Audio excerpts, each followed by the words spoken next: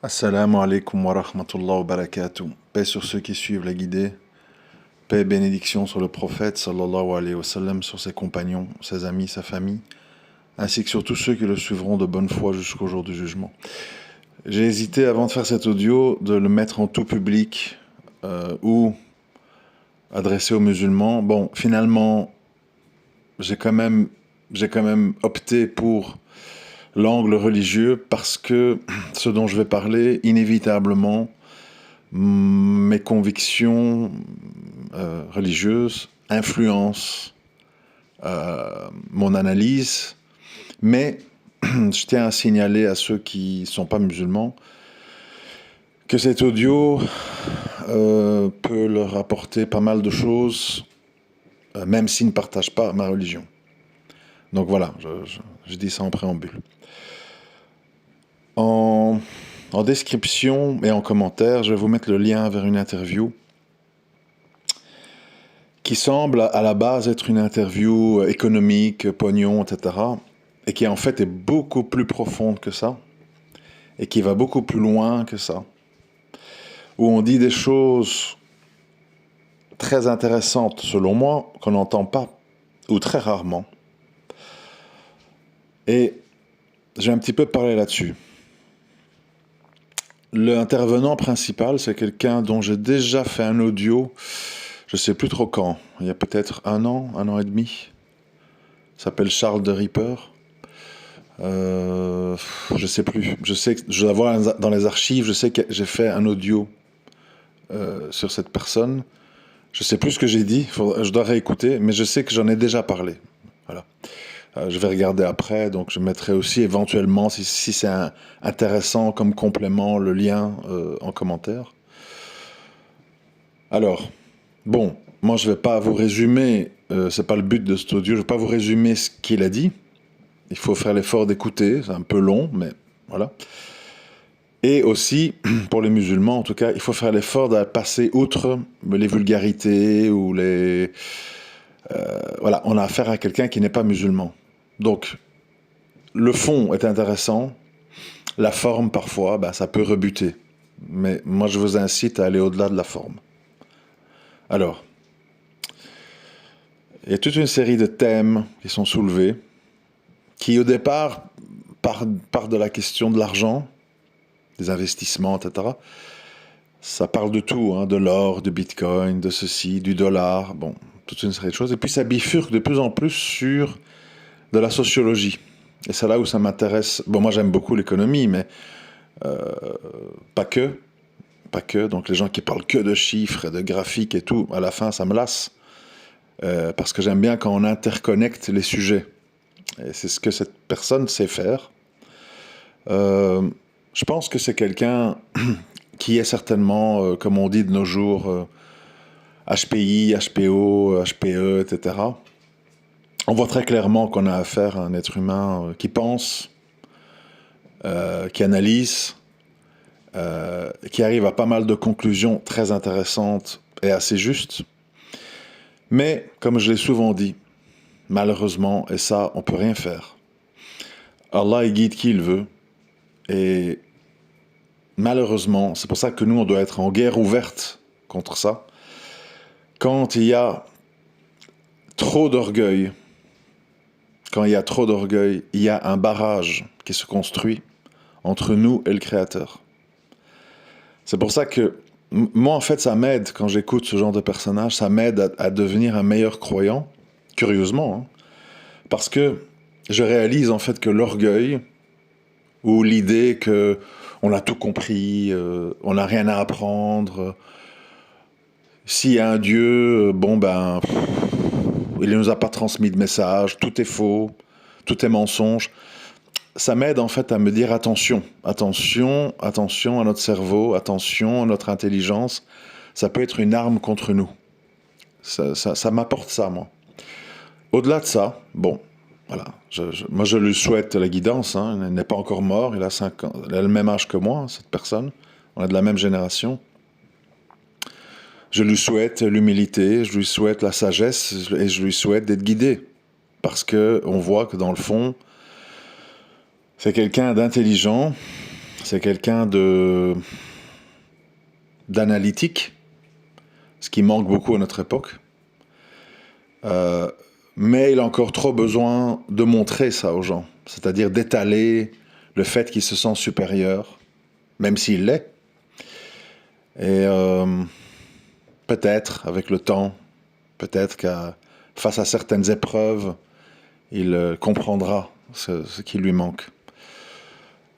Alors, ceci étant dit, effectivement, comme il le dit dans cette interview, il y a certains éléments, moi, qui m'ont marqué. Il est arrivé à la même conclusion que moi, par d'autres chemins, mais enfin, ça, c'est pas important, sur l'idée que les personnes âgées, ou ceux qui vont devenir âgés, comme moi, je suis à 15 ans de la date de la retraite, légale, on va dire, ils vont être des cibles. Ils vont être des cibles à éliminer. Parce que, une personne âgée, c'est une personne qui coûte énormément à la société. Il faut payer sa retraite, il faut payer ses soins médicaux. Elle ne produit plus, elle consomme peu. C'est-à-dire qu'en général, les retraités sont chez eux, ils regardent la télé, font leurs petites courses. Ils reçoivent la famille pour les fêtes et puis ils attendent que ça se passe, quoi. En gros. Ils sont entre le kiné et le docteur, entre le docteur et les visites, les scanners, des petits voyages de temps en temps et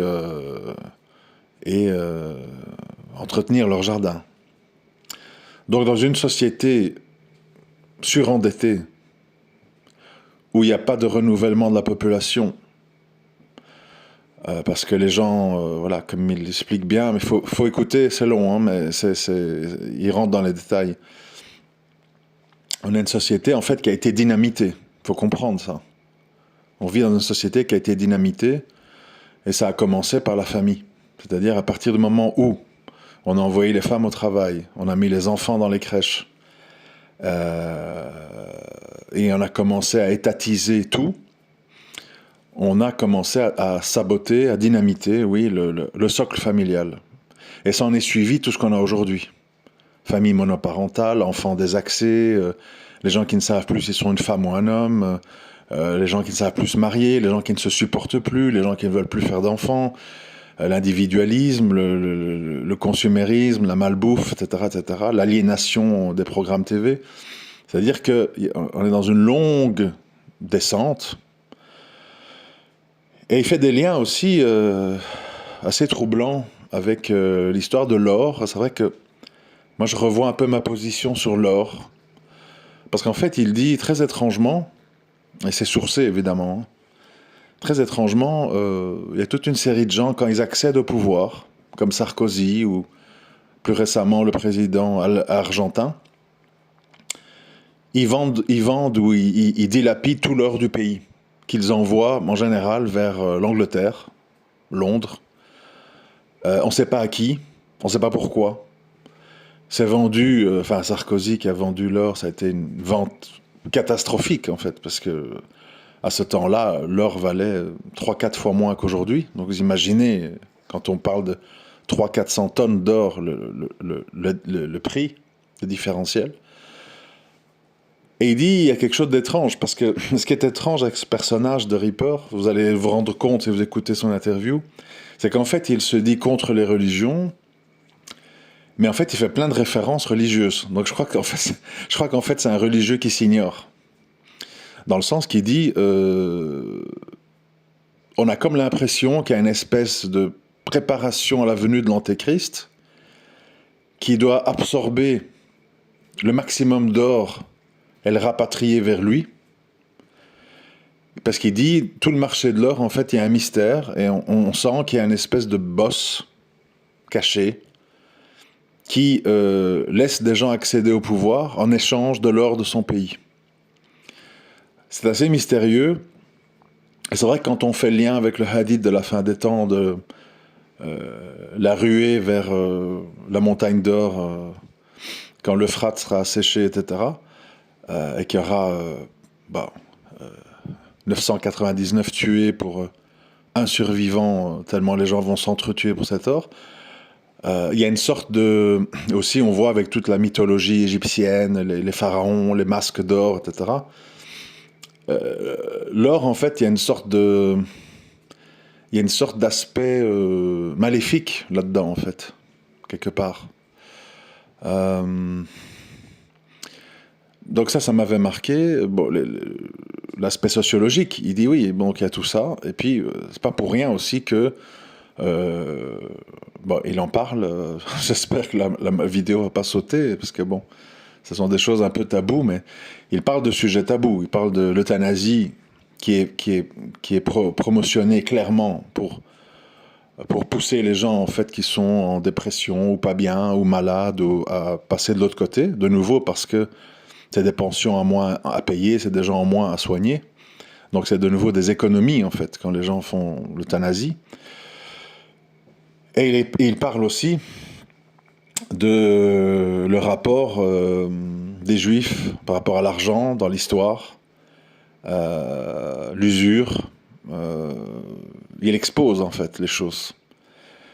Alors, ce qui est intéressant quand on écoute un personnage comme ça, c'est que, étant donné qu'il n'a pas vraiment une étiquette, puisqu'il n'est pas pro-russe, pro-américain, pro-chrétien, pro-protestant ou pro-musulman, il est comme ça un personnage assez neutre. Et donc, il fait des constats mathématiques, historiques, statistiques sur les choses. C'est toujours intéressant. Pourquoi ? Parce que nous qui sommes en recherche de vérité, on est nous-mêmes contaminés par beaucoup de mensonges qui sont disséminés par le système qui s'est infiltré jusque dans les mosquées, jusque dans les fatwas de savants, etc. Et parfois, pour peaufiner sa foi et la rendre plus claire, juste, il faut parfois entendre quelqu'un qui dit les choses d'une manière vraie et crue, même s'il n'est pas musulman, même s'il ne comprend pas l'impact de ce qu'il dit, la portée de ce qu'il dit. Parce qu'en fait, lui, sa conclusion, malheureusement, je le déplore, mais c'est comme ça, c'est tout est mensonge, tout est foutu, on va dans le mur, on nous a bernés, on nous a arnaqués, le mal détient les clés sur Terre, il y a certainement un paradis ailleurs, mais c'est pas ici, et donc, il faut en profiter un maximum, boire, coucher, s'amuser, faire des soirées, parce que, ouais, vous voyez, parce que tout le reste, en fait, c'est diabolique, maléfique, négatif, etc. Bon, je résume et je caricature, mais c'est à peu près ça. Vous ferez votre idée en écoutant si ça vous intéresse. Bon, nous, évidemment, en tant que croyants, on ne voit pas les choses comme ça. C'est-à-dire que oui, moi, je pense vraiment que ce bas monde, en fait, est une sorte de prison. C'est une sorte d'endroit où il y a la lutte pour la survie et où il faut, en tant que croyant, éviter toutes sortes de choses qui nous attirent, qui sont faciles. On doit un petit peu lutter contre nous-mêmes et nos bas instincts. Donc c'est une terre d'épreuve, c'est une terre de confrontation entre le mal ultra dominant et le bien qui est quelques poches de lumière à gauche, à droite. Et c'est aussi un endroit où le mal peut infiltrer le bien et propager le mal avec une image du bien. Le Vatican, les instances saoudiennes, iraniennes, etc. Donc, nous sommes dans un endroit, en fait, qui évidemment n'est pas une fin en soi, mais évidemment, la différence entre ce qu'il dit et ce que je dis, c'est que cette fameuse terre parallèle qui serait à l'opposé, qui serait le paradis, dont il parle, c'est ça le comble, ça se mérite. C'est pas pour tout le monde, en fait. C'est pour des gens qui auront eu le courage et l'humilité de garder le bon cap au milieu de la tempête. Malheureusement, les gens, ils pensent que il faut pas condamner le blâmable, il faut être complice du mal pour se faire une place au milieu du mal. Beaucoup de gens disent, voilà, enfin de musulmans là pour le coup, hein, beaucoup de musulmans disent, quand on vit en France, en Europe, en Occident, on a telle et telle obligation, on a telle et telle contrainte, donc il faut faire des concessions sur telle et telle chose. Et c'est comme ça que ça commence en fait. Ça commence parce que, bon, dans cette interview, vous allez voir, ce sont deux expatriés en fait, ce sont deux Français qui ont quitté la France, qui habitent, je crois, au Panama ou Salvador, je ne sais plus, quelque chose comme ça. Et en fait, eux, mais alors qu'ils ne sont pas musulmans, ils lancent un avertissement que nous, les musulmans, devraient entendre, de dire attention, vous êtes dans l'île du diable. Économique, sociologique, familiale, religieuse, tout. Vous êtes au centre d'une future bombardement dans lequel tout le monde va finir par s'entretuer. Alors je sais, les gens vont dire « Ah, discours anxiogène, t'exagères, etc. » Il faut les écouter, en fait, pour comprendre. Parce que peut-être on va dire un religieux, il a une vision eschatologique des choses, il n'est pas neutre. Mais écoutez peut-être des économistes libres penseurs. Mais vous allez voir qu'on arrive aux mêmes conclusions, en fait. Parce que toute personne intelligente, c'est pour ça que moi j'aime bien je préfère parler, je vous dis la vérité. Je suis arrivé à un stade de ma vie où je préfère parler avec des gens qui ont du bon sens, qui sont lucides, qui n'ont pas peur de dire la vérité, même si elle est faite très mal, même si elle est très dure, plutôt que perdre mon temps en fait avec des gens qui sont dans des mythes, dans des peurs, dans des discours convenus, qui sont en fait des moutons. Et les moutons, c'est 90% des gens qui vous entourent. Même s'ils ont l'air de... peu importe, vous voyez. T'as beau faire du rap, avoir l'air rebelle ou je ne sais quoi, au final, tu vas acheter une voiture de sport, tu veux une belle maison, tu veux une belle femme, tu veux consommer, tu veux voyager, Dubaï, machin. En fait, t'es dans le système, en fait, à fond. Et tu crois que... Non, le système te laisse faire parce que tu dis des choses qui les mettent pas en danger et qui vont te donner de l'argent que tu vas réinjecter dans le système. Y éduquer tes enfants, qui eux finiront par tomber, etc. Bon, bref, tout est bien calculé. Là aussi, ils en parlent, ils disent ça fait des milliers d'années maintenant, depuis Babylone, que tous ces systèmes sont en place et que le système et ceux qui le gardent savent très bien en fait comment manipuler les foules, comment manœuvrer, comment mettre à la tête des lieux saints des imposteurs, dans les mosquées, dans les églises, dans les synagogues, dans les temples hindous. Comment faire en fait pour domestiquer les religieux, pour les mettre hors d'état de nuire, ce qui marche très bien aujourd'hui. D'où ce à quoi on assiste. Des musulmans qui vont voter Mélenchon, des musulmans qui s'établissent, qui font des crédits maison pour vivre en Occident, qui éduquent leurs enfants, qui envoient leurs filles nues à l'école, etc. Tout ça c'est possible parce qu'on a été domestiqué. On a été mis au pas par des gens qui savent pertinemment bien comment nous manœuvrer. Le problème, tout ce que je raconte là, beaucoup de gens ils disent, il veut nous exciter, il veut nous agiter, c'est un... Comment ils disent c'est quoi les mots encore? Ouais, c'est un marginal, c'est un gars qui voit du drame partout, vous voyez, caricature.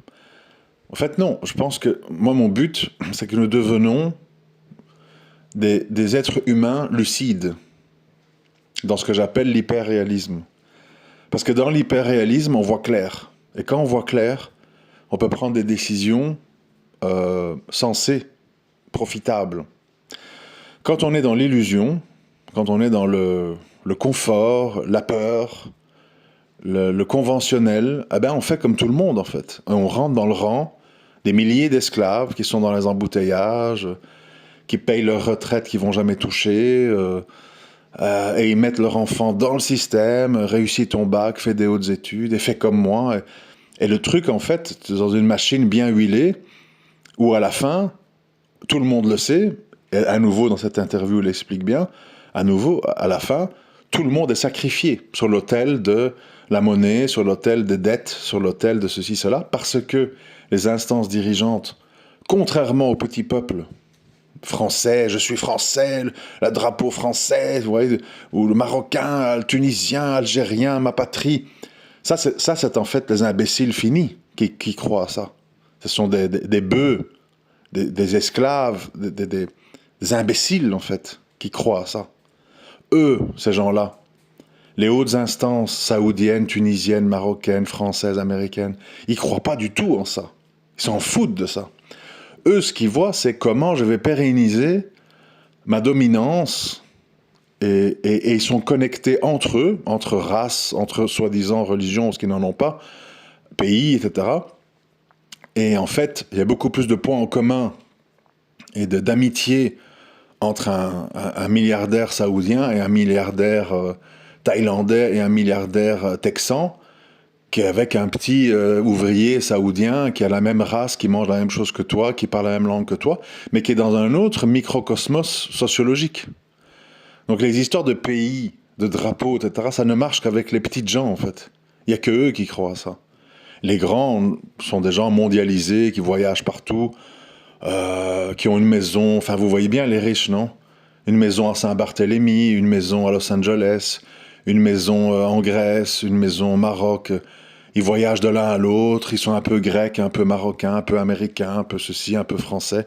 Vous voyez bien, le roi du Maroc, il va en France, il est plus en France qu'au Maroc. Bon, ces gens-là, en fait, ne sont pas dans un truc, mon pays, ma patrie, l'hymne national, tin, tin, tin, tin, tin, tin. Il n'y a pas tout ça. Tu vois, ça c'est des trucs pour les pitres que bon nombre d'entre nous sommes, puisqu'on en vient à se disputer là-dessus. Ouais, mon pays, et toi les Algériens, moi, mais toi les Marocains, enfin. C'est terrible. Le constat, il est effroyable. On est devant un mur de bêtises, mais on doit faire avec, malheureusement.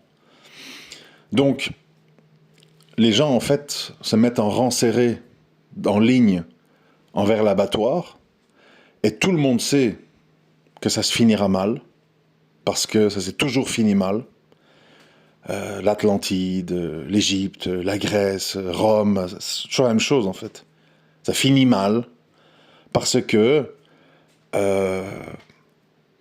parce que ça serait trop long à expliquer pourquoi, mais ça finit toujours mal. On va en rester là-dessus pour pas se disperser. Et donc, maintenant, le but de tout ça, ces deux gars dans l'interview, pourquoi ils disent tout ça? Ben, ils disent parce qu'inconsciemment, en fait, ils voudraient être confortés dans leur choix en essayant de sauver un maximum de gens. Leur but, quand on voit d'autres vidéos à eux, on comprend l'ensemble du schéma qu'il y a derrière. Le but, en fait, c'est que un maximum de gens, en France, puisqu'ils sont français, quittent la France, partent, s'expatrient et deviennent libres financièrement. Voilà. Ils apprennent comment on fait de l'argent par soi-même, le trading, machin, etc. Mais comme ils le disent, la plupart des gens qui vont écouter, soit ils vont approuver, parce qu'il y a ce phénomène-là aussi qui est très étrange chez l'être humain. Et je suis sûr qu'il y en a parmi vous qui écoutent mes audios qui sont concernés. Il y a beaucoup de gens qui écoutent et qui disent « Ouais, tout ce qu'il dit, c'est vrai, c'est logique. » Tu vois ? « Ouais, j'aime bien, le truc, il dit des choses vraies. » Mais en fait, c'est leur cerveau qui dit ça. Leur cerveau admet. Mais le cœur, il n'est pas convaincu. Le cœur, il dit « Oui, bon, c'est vrai, mais, tu vois ? C'est pas possible, c'est compliqué, je peux pas, ma famille, nanana, bon. » Vous voyez, la liste des mais, en fait. Et donc, en fait, il y a beaucoup de gens qui m'écoutent et qui les écoutent. On a des publics différents, évidemment, qui sont dans l'acceptation mentale et qu'ils aiment et ils écoutent. Et ils mettent en commentaire « Trop vrai, les gars, super, débat, instructif, tu vois ?» Comme il y en a qui écrivent en dessous de mes audios, des compliments, etc. Mais combien de gens vont réformer leur vie, changer, prendre des grandes décisions de vie, de lieux de vie, de mode de vie, et vont traduire ça en pratique? Très, très, très peu. Parce que les gens, c'est comme quand on voit un film en fait. Moi je suis pas dupe, hein. Mes audios, les audios de beaucoup de gens qui sonnent l'alarme sur plein de choses. En fait, c'est quoi qu'on donne aux gens? On a une sorte de série. Nouvel épisode à Bourayane. Nouvel épisode de la série. Saison 18, épisode 3. Voyons ce qu'il raconte. Et en fait, on est dans le divertissement. Ah, il a dit ça. Ah, regarde, il a crié back. Ah ouais, j'aime trop quand il se fâche, toi. Divertissement. Mais qui sont les gens, en fait, qui comprennent la profondeur des propos, l'implication des propos, et qu'est-ce que ça engendre dans vos vies? Une infime minorité. C'est pour ça que ça veut rien dire, les vues. Ah, 100 000 vues. Ah, 10 000 vues. Ah, 500 vues. Ouais, mais attends. Si tu as 100 000 vues, et dans les 100 000 vues, tu as 100 personnes qui captent et qui changent de vie, c'est peut-être beaucoup moins intéressant qu'avoir 1000 vues et 500 qui captent et qui changent de vie. Ce qui est important, donc, c'est pas le nombre, c'est comment tu convertis le nombre en... Comment on appelle ça? Si je veux donner un exemple, si j'ai des vendeurs qui partent, j'ai 10 vendeurs, ils partent à gauche, à droite, en tant que représentant pour vendre mes produits. Ce qui m'intéresse, moi, c'est pas le nombre de devis que j'ai, le nombre de propositions de vente, ou de gens intéressés qui ont donné leur numéro, qui ont dit « on verra, rappelez-moi ». Ce qui est intéressant, même si j'ai une pile de pré-contrats sur mon bureau, c'est combien de gens ils ont mis un acompte. Combien de gens se sont investis financièrement. C'est ça qui compte.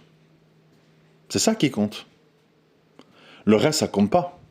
T'as plein de gens, oui, ça m'intéresse, oui, peut-être, laissez-moi une brochure, je vais lire ça après, je vous retéléphone. Plein de gens. Qui met un acompte de 25-30%? C'est ça qui est intéressant. Et donc, moi, le but des audios, personnellement, je m'en fous. 2000, 3000, 4000 vues, 1000 vues, tout ce qu'on veut, en fait. C'est combien de personnes, en fait, vont signer en bas de page? Combien de personnes vont signer en bas de page? C'est ça le but. Le reste, ça me dérange pas de divertir, hein. Ça peut égayer le quotidien de certains, pourquoi pas. Mais le vrai but de gens qui sont ce qu'on appelle des avertisseurs, chacun à leur façon avec leur public, c'est d'avoir des gens qui signent en bas de page. C'est pour ça que vous avez tous ces gens qui disent « N'oubliez pas de souscrire à ma chaîne YouTube, de mettre un j'aime, de mettre la cloche. Je vends des formations, de trucs. » Voilà, parce qu'en fait, ce qu'ils veulent, c'est ça. C'est que des gens qui adhèrent et qui s'investissent en temps et en argent. Leur but, c'est pas de dire « Ma vidéo a fait 300 000 vues, mais en retour, j'ai eu 3 personnes qui m'ont écrit, qui sont intéressées. » C'est un échec, ça. Même s'il y a 300 000 vues. Donc, oui, ceci, je fais une parenthèse, je sais pas trop pourquoi, mais enfin, soit. Donc, il est important d'écouter ce genre de personnes parce que on voit en fait comment des gens intelligents perçoivent les choses, même s'ils n'ont pas la clé finale.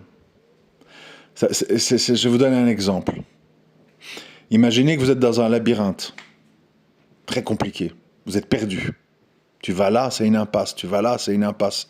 Tu vas là, il y a un mur. Tu sais pas, tu tournes en rond, tu sais pas quoi faire. Ça peut être intéressant d'avoir quelqu'un qui te guide jusqu'à 2 virages de la sortie. Et arrivé à la fin, toi tu vois un petit chemin dissimulé pour sortir que lui ne voit pas. Il a vu tout le reste, mais il n'a pas vu la fin. Et ça existe dans les êtres humains. Des gens, ils voient les grandes lignes, ils voient les grandes escroqueries, ils voient les grands mensonges, ils comprennent beaucoup de choses, sont intelligents, ils ont du bon sens, ils creusent, ils analysent, ils lisent.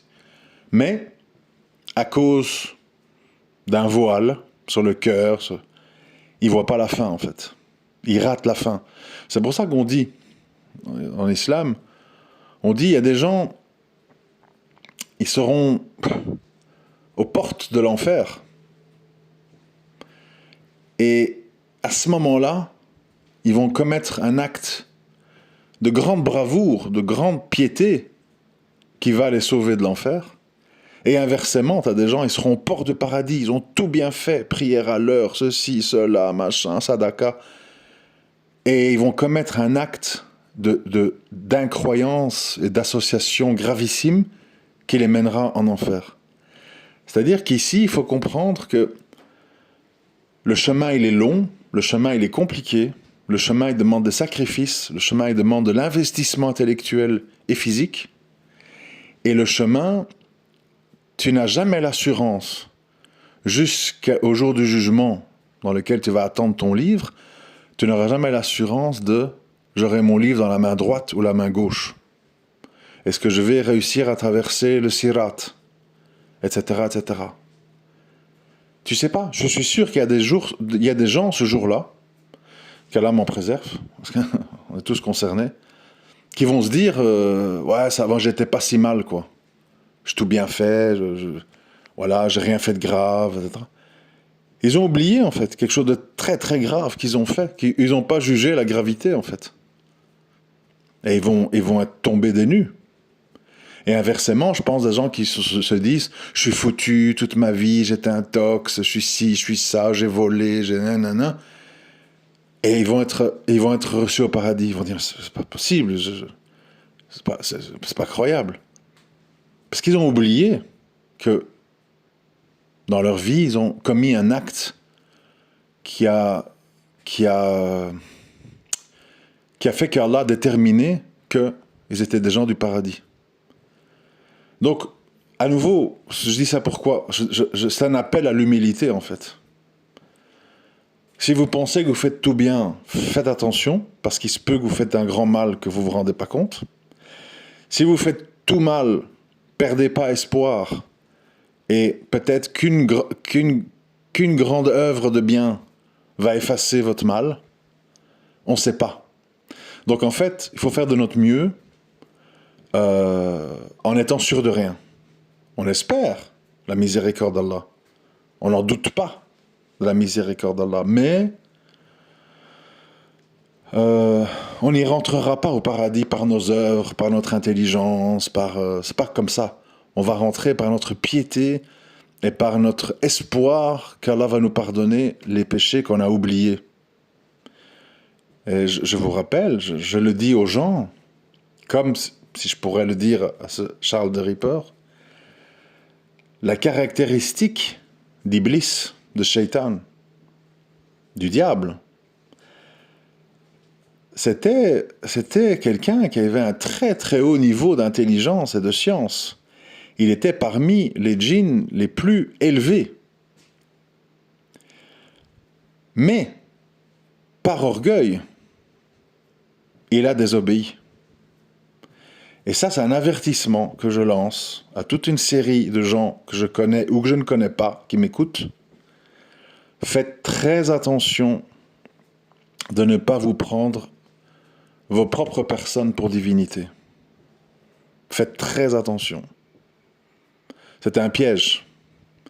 Parce que on a beau avoir une intelligence au-dessus de la moyenne, on a beau comprendre ce que 99,9% des gens ne comprennent pas, c'est pas là-dessus qu'on va rentrer au paradis.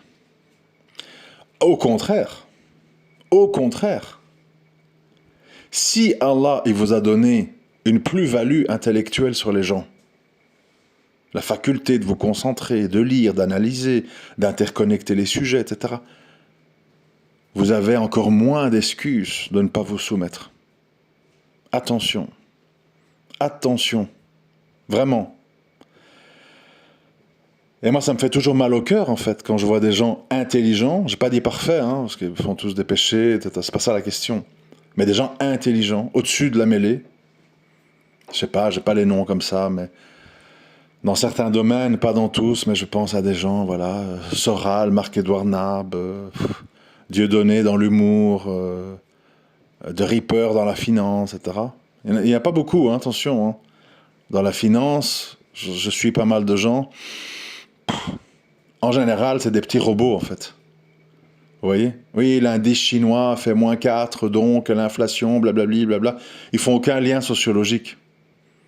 Ils n'interconnectent pas les sujets, ils ne sont pas capables. Donc c'est rare. Mais ce qui est encore plus rare, c'est d'être comme ça. Et soumis à son Créateur. Et humble. C'est là l'enjeu. Parce que les gens ne comprennent pas. C'est terrible, terrible, terrible, terrible. Les gens ne comprennent pas que ton intelligence ou ta beauté, ou la couleur de tes yeux, ou ta voix, tu n'as aucun mérite là-dedans. Il faut vous mettre ça dans le crâne. Moi, je n'ai pas choisi ma voix. Je n'ai pas choisi la couleur de mes yeux. Je n'ai pas choisi mon cerveau. Je n'ai pas choisi ma couleur de peau. J'ai aucun mérite, vous comprenez? On n'a aucun mérite là-dessus. Au contraire, on est des débiteurs. On est des endettés vis-à-vis de celui qui nous a donné tout ça. Telle et telle facilité, tel et tel avantage. Donc, ça signifie que on a du mérite sur quoi? Sur ceux qui nous demandent un effort. Ceux qui nous demandent un engagement personnel. Ceux qui nous demandent d'aller contre nos bas instincts, et contre notre orgueil, et contre notre paresse, et contre notre sentiment de supériorité, et contre notre nationalisme, et contre notre tribalisme. C'est là-dessus qu'on va juger. Le reste, tu n'as aucun mérite, ma sœur. Tu es une belle fille avec ton lissage brésilien, et ta bouche comme ci, et tes yeux comme ça, et ta poitrine, machin. Tu n'as aucun mérite. Aucun.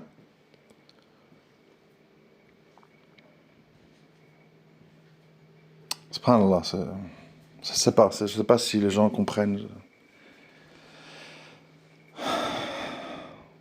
C'est pour ça que comprendre, c'est bien. Si ça débouche sur la piété. Si tu comprends, juste pour dire, comme lui, bon, bah allez vous saouler la gueule, coucher avec tout ce qui bouge, de toute façon, tout va péter, il n'y a que des mensonges, on est sur l'enfer sur terre, il y a un paradis ailleurs, mais je ne sais pas trop comment on y arrive. C'est terrible, quel échec! T'étais au bout du bout, tu rates la dernière marche, subhanallah. Pourquoi? Orgueil. Foutu orgueil. Foutu, j'ai rien à apprendre. Foutu, j'ai tout compris, c'est bon, stop. Ne me dites rien. C'est pour les gugus, c'est pour les clowns, vos histoires de religion, de Dieu, je m'assois dessus. Et pourtant, il avait bien commencé. Il dit dans son interview, à 7 ans, j'avais compris que ça n'avait aucun sens, la Trinité. Le Père, le Fils, Saint-Esprit, on me dit le Dieu unique. Ma mère voulait m'envoyer au catéchisme, j'ai compris que ça tenait pas debout, c'était du faux monothéisme. Mais le problème, c'est qu'ils font pas l'effort. Et ils mettent l'islam dans le même sac. Et donc, ils ratent la cible finale.